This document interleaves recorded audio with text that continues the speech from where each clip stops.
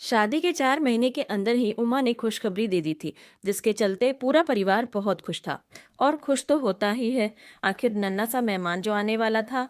जी हाँ, नन्हा सा मेहमान। क्योंकि अक्सर भारतीय घरों में यही तो होता है। किसी भी महिला के गर्भवती होते ही यह उम्मीद लगाई जाती है कि बेटा ही होगा।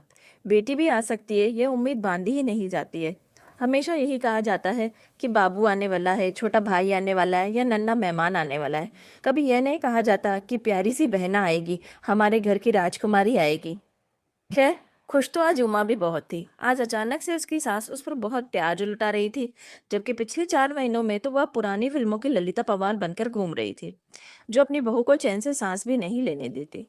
ताने मारना, कमर तोड़ काम करवाना, उस पर उसके माता पिता को बेइज्जत करना, यह सब कुछ तो उमा की सास का सबसे पसंदीदा काम था। लेकिन आज अचानक वह उस पर प्रेम की वर्षा कर रही थी। किसी भी काम को हाथ लगाने से उन्होंने उसे सख्त मना किया था। साथ ही साथ खाने के लिए भी फल, सूखे मेवे और उसकी पसंद की हर चीज मंगवाई जा रही थी। शादी के बाद पहली बार ऐसा हुआ है कि वह इतनी खुश है, क्योंकि उसे प्रेम और सम्मान दोनों मिल रहे थे। उमा को अब तीसरा महीना शुरू हो चुका था।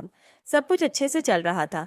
एक दिन उमा की सास किसी बूढ़ी दाई को अपने साथ ले आई, जिसने पेट पर हाथ रखकर तथा नाड़ी जांच करके यह बताया कि उमा के पेट में लड़का नहीं बल्कि लड़की है।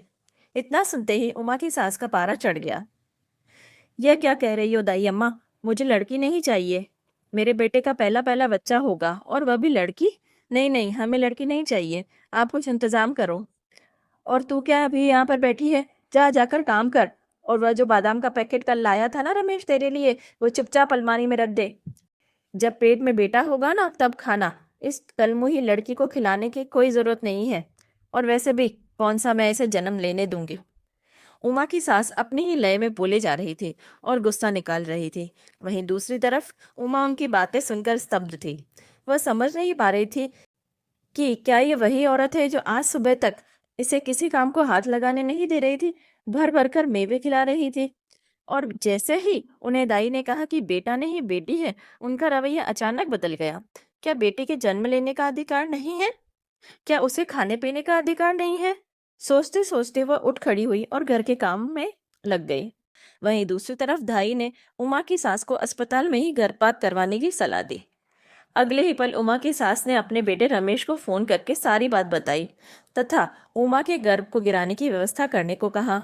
रमेश भी अपनी माँ का पूर्ण भक्त था। माँ के कहे अनुसार चंद ही घंटों में उसने सारा इंतजाम कर लिया। शाम के समय उमा को जबरदस्ती अस्पताल लेकर जाया गया ताकि वहां उसका गर्भपात किया जा सके। उस दिन उमा बहुत रोई थी, बहुत चिल्लाई थी, समझाने की कोशिश भी की थी, लेकिन उसकी बात सुनने या समझने वाला कोई नहीं था। अस्पताल पहुंचते ही आधे घंटे के अंदर उस नन्ही सी जान को छोटे छोटे टुकड़ों में काटकर उमा के गर्भ से निकालकर फेंक दिया गया। अब वह केवल मांस के टुकड़े थे। 2 घंटे के बाद डॉक्टर ने उमा को डिस्चार्ज कर दिया। रमेश अब बहुत खुश था, क्योंकि उसके अनुसार आज उसे उसकी अजन्मी बेटी से छुटकारा मिल गया था, जो कि अगर जन्म ले लेती तो उस पर बोझ बन जाती।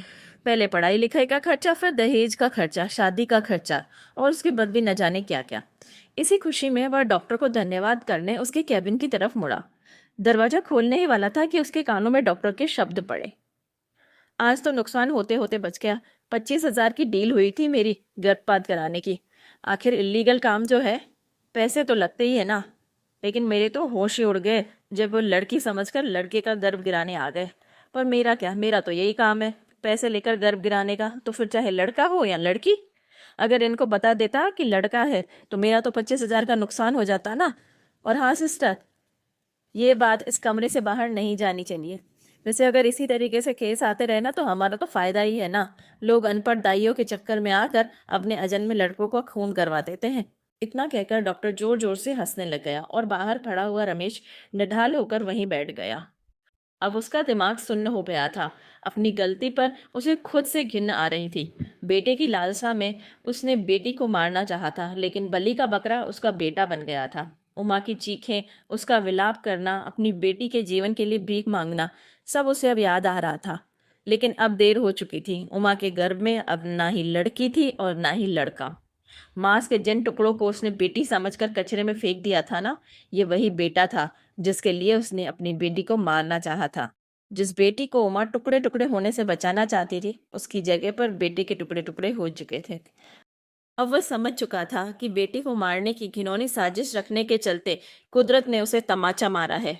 अगले ही पल उसने खुद से वादा किया, अब किसी भी हालत में रमा का गर्भपात नहीं होने देगा, चाहे वो बेटा हो या बेटी हो। रमा उसे जन्म जरूर देगी।